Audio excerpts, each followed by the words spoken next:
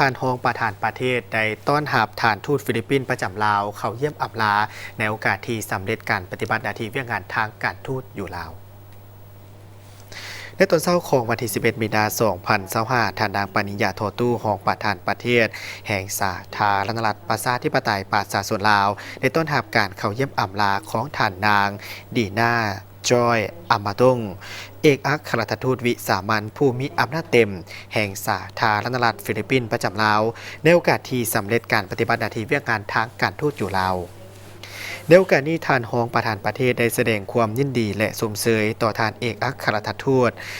ดีน่าจอยอามาตงที่ได้สำเร็จการปฏิบัติหน้าที่เวียกงานของตนโดยเฉพาะการประกอบส่วนอันสำคัญเขาในการสืบต่อส่งเสริมสายสัมพันธมิตรภาพและการร่วมมือระหว่างลาวและฟิลิปปินส์ให้แน่นแฟ้นยิ่งขึ้น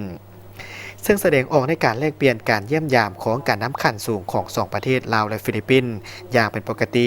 รวมทั้งการสนับสนุนและการช่วยเหลือซึ่งกันและกันในขอบสองฝ่ายและหลายฝ่ายก็คือขอบการร่วมมืออาเซียนและขอบการร่วมมืออื่นๆพร้อมนี้ก็ได้ตีราคาสูงต่อสายสัมพันธมิตรภาพอันยาวนานและการร่วมมือที่ดีของสองประเทศ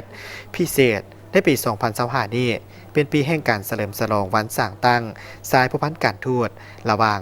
สาธารณรัฐประชาธิปไตยประชาชนลาวและสาธารณรัฐฟิลิปปินส์ครบรอบ 70 ปี ทั้งสองฝ่ายจะได้มีการจัดบรรดากิจกรรมเฉลิมฉลองวันสำคัญดังกล่าวร่วมกันอย่างมีเนื้อในและมีความหมายความสำคัญ